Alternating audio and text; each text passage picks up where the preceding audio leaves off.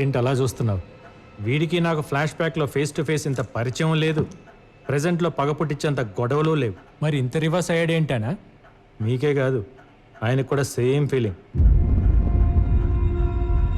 కన్న తండ్రిని కూడా చూడకుండా కోర్టులో అందరి ముందు అవమానించి బయటికి తోసేసిన కమర్షియల్ నా కొడుకు ఒంట్లో ఫాదర్ అంటే ఇంత ప్రేమ ఉందా అని, వీటిలో ఇన్ని ఎమోషన్స్ ఉన్నాయా అని. కదా నాన్న? నీకు విషయం చెప్పనా, మీ అందరికంటే నాకే ఎమోషన్స్ ఎక్కువ. కానీ అవన్నీ బయటికి కనిపించకుండా పైకి పైసల్ క్యాండిడేట్లా కవర్ చేసుకుంటూ తిరుగుతుంది ఈ డే కోసమే. ఎందుకో చెప్పనా? ఒక 9 ఏళ్ల కుర్రాడికి వాడి తండ్రి తోడుగా నిలబడి వాడి ఫ్యూచర్ గైడ్ చేయాల్సిన టైంలో వాడి తండ్రిని 10 ఏళ్ల పాటు డిప్రెషన్లోకి పంపించి ఆ పిల్లాడి లైఫ్తో ఆడుకున్నందుకు.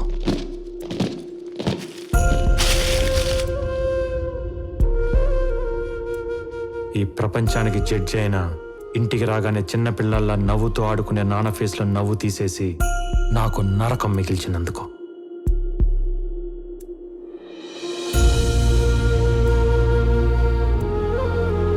రోజు 10 మందికి న్యాయం చేసే మనిషిని కిరాణా షాప్ పెట్టుకొని సామాన్లు మోసుకునే పొజిషన్కి తీసుకొచ్చినందుకు. ఎక్కడికి వెళ్ళినా జడ్జి గారి భారీగా గౌరవించే మా అమ్మని అమూల్య చనిపోయింది మీ ఆయన వల్లనే అంట కదా అని అడిగే ప్రశ్నలకి సమాధానం చెప్పలేక నలుగురిలో అవమానపడిన అమ్మ ఏడుపుకి కారణమైనందుకు.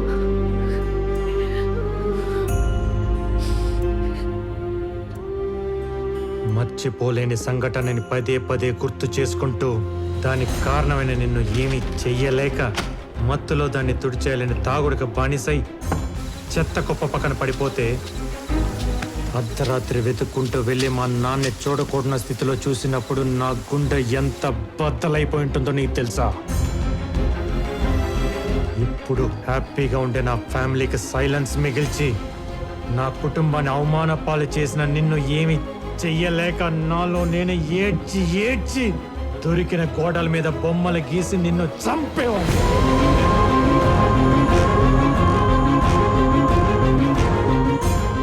చిన్నతనం గురించి ఎవరికైనా చెప్పాలంటే కన్నీళ్ళు, నిద్రలేని రాత్రులు, ఈ చేత్తో గీసిన చెత్త గీతలు తప్ప ఇంకేం మిగలకుండా చేశావు. స్వీట్ మెమరీగా ఉండాల్సిన నా చైల్డ్హుడ్ని ఒక పెయిన్ఫుల్ ప్యాథటిక్ స్టోరీగా మార్చేశావు. అందుకే జడ్జి గారు అబ్బాయిగా పుట్టినందుకు చేతికి మట్టి అంటకుండా చంపుదాం అనుకున్నా. టైం కోసం వెయిట్ చేశా. शैला बानो వచ్చింది. अपॉर्चुनिटी फाड़. बोलिए बानो जी, क्या चाहिए आपको इस कमर्शियल आदमी से? मैंने अपने हस्बैंड को मार दिया. నీదే తప్పు లేకపోయినా చంపడం అనేది క్రైమే. దానికి ఎంతో కొంత శిక్ష అనేది ఉంటుంది. నీ కూతురుతో నువ్వు లైఫ్ లాంగ్ హ్యాపీగా ఉండేలా ప్లాన్ చేస్తావు. నేను చెప్పినట్టు చెప్పు.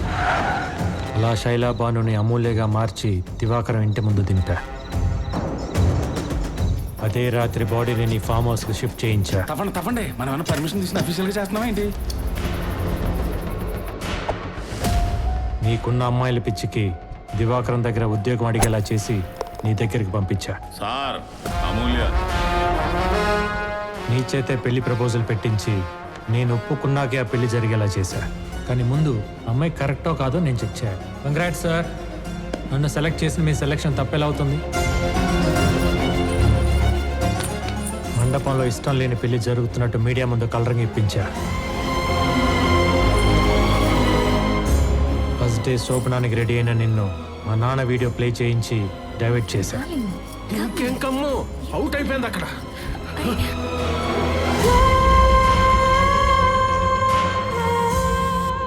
నువ్వు అనుకున్నది యాజ్ ఇట్ ఈస్ గా జరుగుతుంది. 2 minutes లో లైవ్ టెలికాస్ట్. నీ ప్రమాణ స్వీకారాన్ని నీ పతనానికి ముహూర్తంగా పెట్టి ప్రపంచానికి నిన్ను ఒక హంతకులా పరిచయం చేసి నిన్ను పూర్తిగా కార్నర్ చేశా.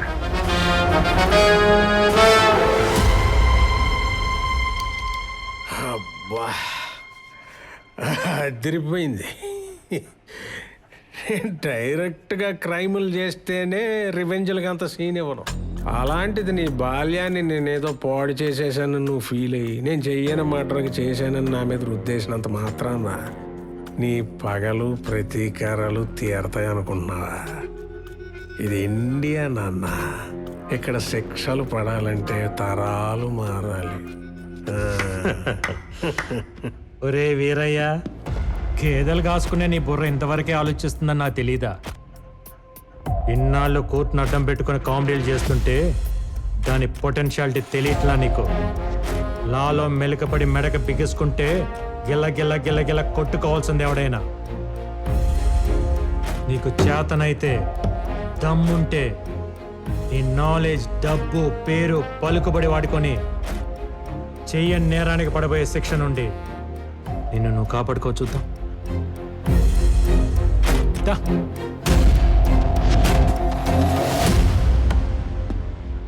బాగుంది కదా, రెగ్యులర్ రివెంజ్ ఫార్మాట్లో కొత్త లీగల్ పాయింట్.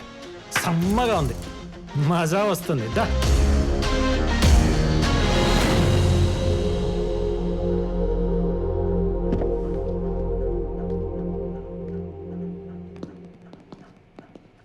సార్, కొత్త లాయరం వచ్చింది, బెయిల్ కూడా తెచ్చింది. నవ్వండి.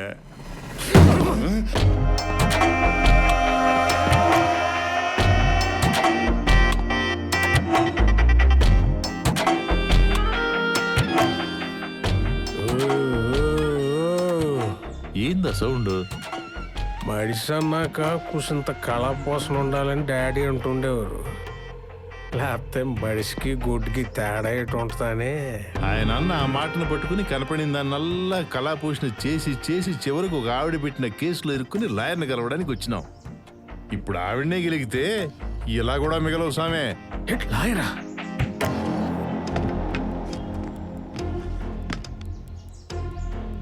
ఏంటి సార్, అంకుల్ డల్గా ఉన్నారు? తుపుక్కుమని అంకుల్ అనేసింది ఏంటిది? ఏం లేదమ్మే, ఈ కేసు గెలుస్తాడో లేదని చిన్న టెన్షన్. Why uncle? ఆ లాయర్లకి సబ్మిట్ చేసిన విట్నెస్లు వింటే మీకే అర్థమైపోతుంది ఈ కేసులో ఎంత డెప్త్ ఉందో. అసలు నేను మర్డర్ చేస్తే కదా డెప్త్ లో విట్నెస్ లో ఉండడానికి. కానీ సబ్మిట్ చేశాడు కదా. మీ దగ్గర గిఫ్ట్ గా తీసుకున్న గోల్ఫ్ క్లబ్ తో శైలాబాను హస్బెండ్ ని మీరే కొట్టి చంపినట్టు అతని బ్లడ్ తో మేకప్ చేసి ఇంట్లో సేఫ్ గా దాచాడు.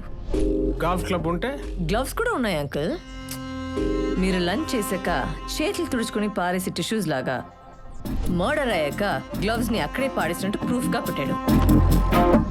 పెట్టేస్తే నేను వెళ్ళినట్టు ఉండాలి కదా. దానికి మీ జుట్టు ఉంది కదా అంకుల్, మీ పెళ్లిలో కామెడీగా పీకిన హెయిర్ ని సైడ్ పాకెట్ లో భద్రంగా పెట్టుకుని డెడ్ బాడీ దగ్గర మీ DNA లాగా డ్రాప్ చేశాడు. చేస్తే అయిపోతా. అవ్వదని తెలిసే మీ దగ్గర లాగిన డైమండ్ రింగ్ ని ఆ శవాన్ని పూడ్చి పెడుతూ పారేసుకున్నట్టు పోలీసులకి దొరికేలాగా చేశాడు. అర్థం కాల. అది అర్థం కావడానికే మీడియాను కూడా లాగాడు. ఇదే ఆ శైలాబాను హౌస్. శైలాబాను వాళ్ళ ఆయన్ని వివేక్ ఎలా చంపాడు మీకు కళ్ళకు కట్టినట్టు నేను చూపిస్తా. Follow me. ఇలా సైలెంట్ గా శైలాబాను ఇంటికి వచ్చి సోఫాలో కూర్చున్న వాళ్ళ ఆయన్ని ఇదే గోల్ఫ్ క్లబ్ తో కొట్టి కొట్టి చంపాడు. ఇలా రక్తపు మడుగులో పడి ఉన్న వాడి శవం. ఎస్, నేనే చంపాను, నేనే చంపాను. చాలా అన్యాయం ఇది. ఇవన్నీ కనపడే విట్నెస్లు అయితే కనపడని ఎవిడెన్స్ ఎవరిదో తెలుసా? ఎవరు? అంజని ఏం చేశారు? కొంపతీసి ఆడంటావే ఏంటి? అండ్ ఇప్పుడు వేసేసి పిల్లర్లో తోసేసా. ఇది ఎవరి వర్షను? వంశీదా, బాసుదా, లేదా అరవింద్ గారిదా? కాదు, నాది. రే అంజుబాబు, జాగ్రత్తగా బయలుదేరమ్మా. నేను ఫోన్ చేసి చెప్తేనే నా అభిమానులని సజీవ సమాధి చేశారు. నా దగ్గర ఇంకొక వర్షన్ ఉంది, డైరెక్టర్ది. మీరు చేసిన ఫోన్ కరెక్ట్, చెప్పిన మాటలు వాస్తవమే, కానీ అటేపు అంజని కొట్టి చంపలేదు. హలో సార్, వీడు పోయేలా ఉన్నాడు, ఒకసారి మాట్లాడండి. రే అంజుబాబు, జాగ్రత్తగా బయలుదేరమ్మా. నా ఖర్చులతో నా అభిమానుల సపోర్ట్ తీసుకొని నిన్ను సాగనంపుతున్నా. ఆ లక్కీకి మీరిచ్చిన విల్లాని, చెక్ని క్యాష్ చేసి మీ అభిమానులకి పంచి కిడ్నాప్ అయిన క్యాండిడేట్ ని రాజాలాగా తీసుకెళ్ళిపోయాడు.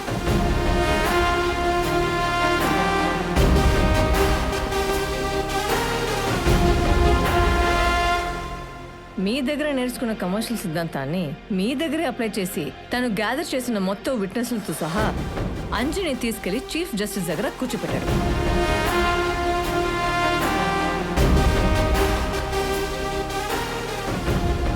ఒక తండ్రిని గెలిపించడానికి కొడుకుగా ఇదంతా చేసిన ఒక లాయర్గా లాని కూడా గెలిపించడానికి ఏ లాయర్ కూడా మీ కేసు టేకప్ చేయకుండా ఈరోజు బార్ కౌన్సిల్లో అతని శైలో రిక్వెస్ట్ చేశాడు. ముఖ్యమంత్రిని కూడా చూడకుండా కేసులు పెట్టి కోర్టుకు ఎక్కించి బోన్లో నిలబెట్టి శిక్షలు వేసిన గొప్ప గొప్ప న్యాయవాదులున్న ఈ దేశంలో కేవలం జీతం మీద జీవితాంతం వాళ్ళు నమ్మిన సిద్ధాంతం కోసం బ్రతికి రిటైర్ అయిన సిన్సియర్ లాయర్స్ ఉన్న ఈ సిస్టంలో రౌడీ వెదవులకు ఆపోనెంట్గా నిలబడి నడి రోడ్లో ప్రాణాలు కోల్పోయిన హానెస్ట్ సర్టిఫికేట్స్ ఉన్న ఈ సొసైటీలో కరెన్సీ కక్కుర్తుపడే కమర్షియల్ లాయర్స్ కూడా ఉన్నారనేది నమ్మలేని పచ్చి నిజం. కాబట్టి ఎప్పుడు మనీ కోసమే పనిచేసే మనం అప్పుడప్పుడు మన సాక్షి నమ్మి పనిచేస్తూ ఉంటున్నాం. ఒక మర్డర్ చేసి ధైర్యంగా మా లాయర్ చూసుకుంటాడనే స్టేజ్ నుండి ఏ లాయర్కి తెలిసిన తోలు తీస్తాడనేలా మార్పులు తెద్దాం అంటున్నాం. దానికి ఎగ్జాంపుల్గా వివేక్ కేసును చూపిద్దాం అంటున్నాం. Politicians, business mans Indian judicial system ఒక ఫ్రేమ్లో బంధించి ఆడిస్తున్న ఈ కమర్షియల్ గేమ్ని ఇంతటితో ఆపుదాం అంటున్నాం.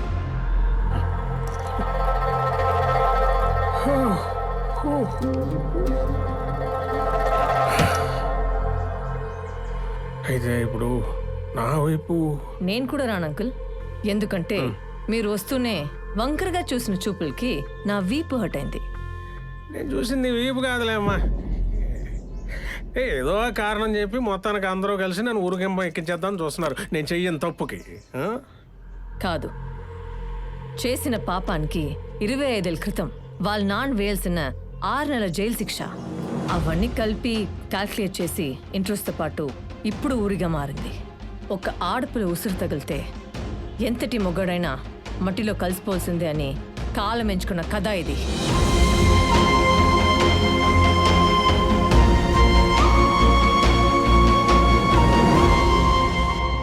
ఆడు చెప్పాల్సిన డైలాగ్ వర్షన్ కూడా నువ్వే చెప్పేస్తున్నావు. బిగినింగ్ నుండి వీళ్ళను అని చివరికి సిస్టమ్ అంతా ఒక్కడి చేసి ఇప్పుడు ఆడి హీరో అయిపోదాం అనుకుంటే నేను చూస్తూ ఊరుకుంటానా? చచ్చినా ఊరుకోను. బయటకు వచ్చిన ఆడియన్స్ నా పేరు మాత్రమే చెప్పుకోవాలి. గ్రేట్ ఆంధ్ర, తెలుగు 360, తుపాకీ, తెలుగు 1, 2, 3, మిర్చి 9, ఐడిల్ బ్రెయిన్ అందరూ నా గురించి రివ్యూస్ రాసేలా చేస్తా. అంకుల్ అంకుల్ అంకుల్ అంకుల్ ఏదో ఒకసారి మావయ్య అనమ్మా. మావయ్య చాలు ఊరుకంబ ఎక్కేస్తాను.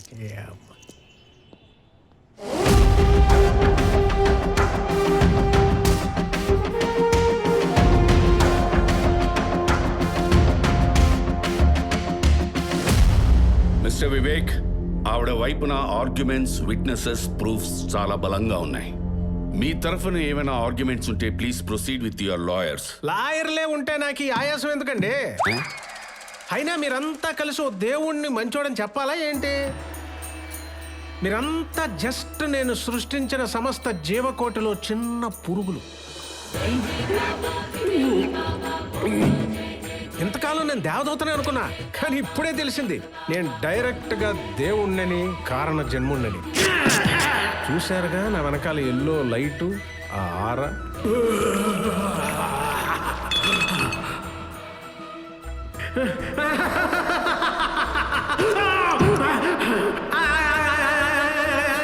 పాపం బాగా పేరుకుపోయినప్పుడు నేచర్ ఆ చెత్తనా కొడుకు చైనా వాడి సహాయంతో కరోనా వైరస్ సృష్టించి ఈ భూమి మీద పేరుకుపోయిన చెత్త పొల్యూషన్ ని కొంత శాతం తగ్గించినట్టు నేను ఈ న్యాయ వ్యవస్థలో పేరుకుపోయిన కమర్షియల్ అనే వైరస్ ని నా వంతు తగ్గించడానికి ఈ పక్కా కమర్షియల్ లాయర్ లక్కీని సెలెక్ట్ చేసుకుని ప్రక్షాళన చేశాను. ఈ భూమి మీద నా అవతారాన్ని చాలించాల్సిన సమయం ఆసన్నమైంది. ఇక మీరు లేట్ చేయకుండా ఊరోగిరో వేసేసి నన్ను ఈ మానవ జన్మ నుంచి విముక్తి చేసేయండి. సాక్ష్యాధారాలన్నీ పరిశీలించిన తర్వాత అయ్యా శుభలాక్ సుధాకర్ గారు, మీరు ఆ తీర్పు చదివి ఈ దేవుడికి శిక్ష వేసి పాపాన్ని మూటగట్టుకోకండి. నా ప్రాణాలు తీసే పత్రాన్ని నేనే చదువుకుంటా. దాంతో పరిసమాప్తం. కానివ్వండి. సర్వే జనా సుఖినో భవంతు. నేనొక్కనే తప్ప.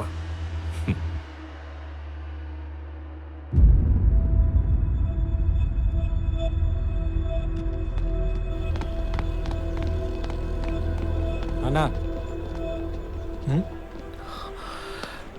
తప్పు చేశారా? చాలా పెద్ద తప్పు చేశా. నువ్వు తప్పు చేస్తున్నావంటూ నేను తిద్దుకోలేని తప్పు చేశా. అలాని మొహం తిప్పుకొని మాట్లాడకుండా తప్పించుకొని పారిపోతే అయిపోతుందా? మరేం చేయగలను చెప్పరా? నీ చేతులు పట్టుకొని క్షమించమని అడగడం తప్ప ఇలాంటి ముసలి డైలాగులకే లేచి వెళ్ళిపోయేది జనం.